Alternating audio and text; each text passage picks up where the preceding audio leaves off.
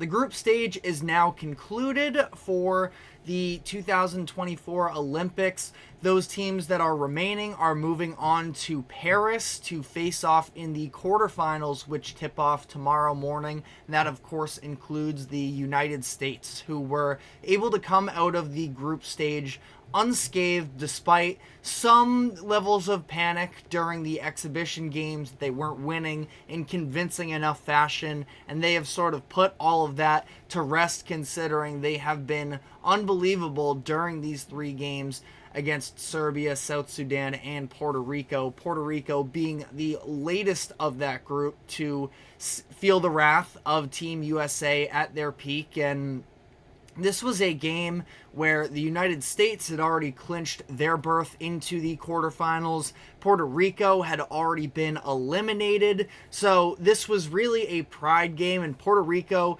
came out playing that way, where they were red hot in the first quarter, were able to put up 29 points, were knocking down threes, 4 of 7 from 3 in that quarter. And then the U.S. was eventually able to temper that down a little bit and take over the game from there. They end up winning 104-83. And part of the reason the U.S. was able to go on the run they did starting early, I'd say it even started late in the first quarter, where Puerto Rico had an 11-point lead at one point. That was eventually cut down to 4 by the first intermission, but Anthony Edwards came off of the bench, and he was incredible for the U.S. in this game. 26 points, 4 rebounds, a couple steals, and was 11 of 15 from the floor, and he was getting it done from everywhere and just sort of showcasing the talent that he is. The jump shot was falling for him, hit a couple shots with his foot on the line, but could have added a couple extra points there. Ultimately was 3 of 6 from downtown. Showed off some of his dunk packages a little bit in transition, and he was just unbelievable. This is the player who was probably the best option for the U.S. in last year's FIBA World Cup, and a lot of people were wondering what the opportunities would look like for Edwards now that he's playing with a lot more established stars, and he has continued to be productive and is just showcasing how special he is. And I'm honestly just so glad we are out of the NBA playoffs right now, and having these sports talk shows and everything just sort of jam Anthony Edwards propaganda into our faces. And now I feel like, at least, that it was getting so tired at that point that now we're just seeing Anthony Edwards sort of be able to just do his own thing. Pressure's not necessarily on him. He doesn't have to get all of the Michael Jordan comparisons of, oh, well, if he can pull off this run, etc., etc. He's just balling right now, and he does that very well, of course. He's definitely living it up in his first ever Olympic experience, and he really just has been a pleasure to watch. But, you know, not all of the makings of this U.S. run have been totally flawless. Steve Kerr, of course, has been heavily criticized for some of the starting lineups and the rotations. Ultimately, it's obviously a ton to balance throughout all of this, and honestly, the fact that Jrue Holiday was unavailable for this game against Puerto Rico made things kind of easier for him. Holiday was out with an ankle injury. He rolled it against South Sudan. It's not expected to be all too serious, but it was more so precautionary. Again, neither one of these teams really needed this game. It was more so playing for pride. So having Holiday out, again, just letting him relax a little bit and having those extra minutes to fill up allowed Kerr to especially get players like Jayson Tatum and Joel Embiid into the starting lineup and getting real minutes for them, where, of course, both of them are sort of the key players that have gotten DNPs up to this point in official Olympic play that has caused all kinds of controversy, but Kerr able to allow both of them to start in this game. Starting lineup as a whole was Steph Curry, Devin Booker, Jayson Tatum, LeBron James, and Joel Embiid. Starting with Embiid here, he was able to score 15 points, grab 3 rebounds, and block 2 shots. 6 of 14 from the field. ultimately it seemed like this was probably the most comfortable that Embiid has looked on specifically the offensive side of the floor. That being said, I still just can't say that I fully love the fit of Embiid on this roster.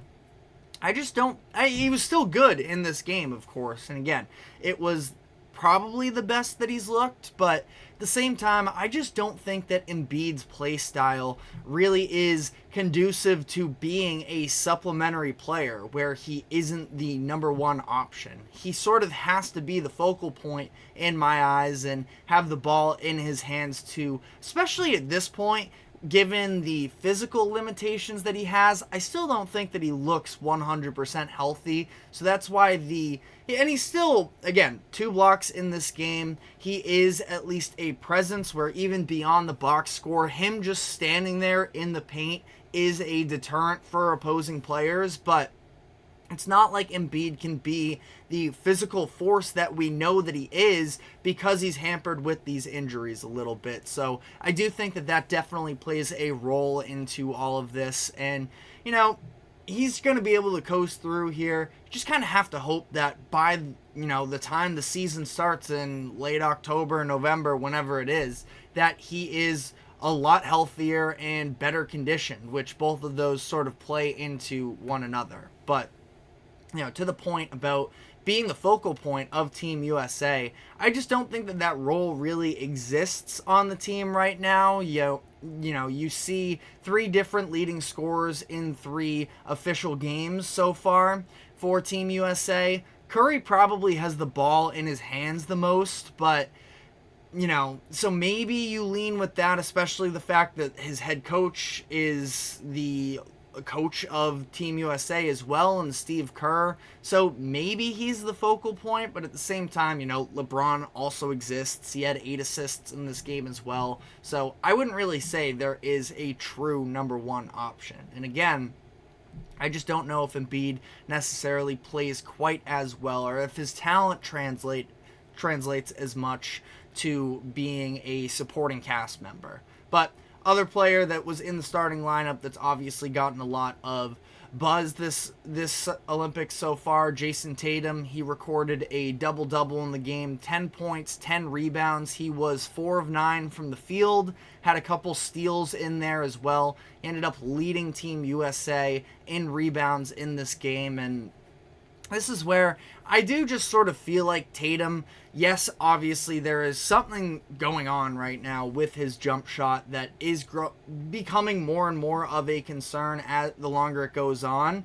But at the same time, Jayson Tatum is a player that you can throw out on the court and he's going to make an impact. He's, unlike Embiid, I feel like to some degree, Tatum's skill can translate a little bit better to not being the primary option, because I would say one of Tatum's biggest flaws is the idea that he kind of forces shots more often than he should, and we talked about this before. I don't think that that's really the case with Team USA. You don't have that leeway to force up shots because there are plenty of other options around him. So he's a great defender, he's a great rebounder, he's a very solid passer as well. Recorded a few assists in this game, I believe, as well. Not worth me double checking like this. It was 3 assists, but Tatum, I do think, can just play on basically any team, and it is something where, again, I don't necessarily get all as up in arms as other people do in terms of the rotations, but Jayson Tatum, I do think, is a good enough player that he just should be getting minutes no matter what team he's on, because I think that his skills are malleable.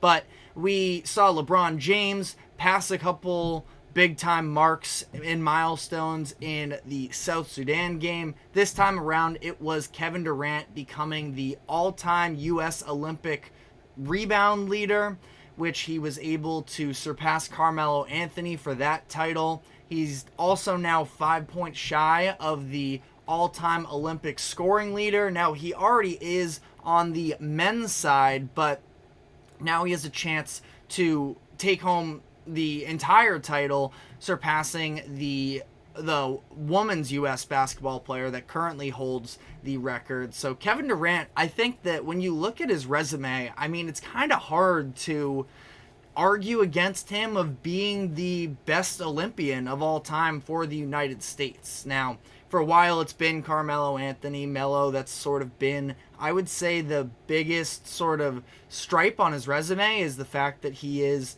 has all of these records for the Olympics. Now, Kevin Durant is surpassing these. You saw him become the all-time leading men's scorer. I believe it was just last week. No, maybe not. Kevin Durant might have already had that, but he has the points, he has the rebounds, and he's going to have the gold medals to go along with it as well. I believe this will be his third if him and Team USA are able to bring home the gold in this year's games. Now, the other argument would probably be LeBron James, considering the fact that, he does it all, but I think that Kevin Durant is also right in that conversation, and it is not all that important of a debate maybe, but it is sort of a debate as to whether or not he is the greatest basketball Olympian in United States history. So let me know what your thoughts are on that debate in the comments section. But again, this was Team USA really just able to roll out here and do what they do, even if it was a little bit of a slower start. We kind of talked about it last week that it was a little bit to be expected that Puerto Rico was going to have the underdog fight in them, and if they were able to get hot offensively, they could surprise the U.S. out the gates, and that is what happened, and yet the U.S. still won by over 20 points. So the talent discrepancy is just different with Team USA. So as things currently stand, their next game is going to be taking place in the next couple days. I can double check here. They will be playing against Brazil, who is the 12th ranked team in the world coming into this tournament. They additionally went 1-2 during the group stage, so it feels like a very winnable game for the U.S. I wouldn't have all too many concerns with that, but again, we will sort of come back to you with the breakdown of that game once it occurs later this week. So let me know what your thoughts are in the comments section. We are going to be taking our first break of the show, though, and when we come back on the other side, we're going to be diving into the news that was announced over the weekend that wide receiver Tyreek Hill and the Miami Dolphins have agreed to a contract restructure. So we will be giving you the latest on all of that. But first, a quick break. Do not go anywhere. We will be right back.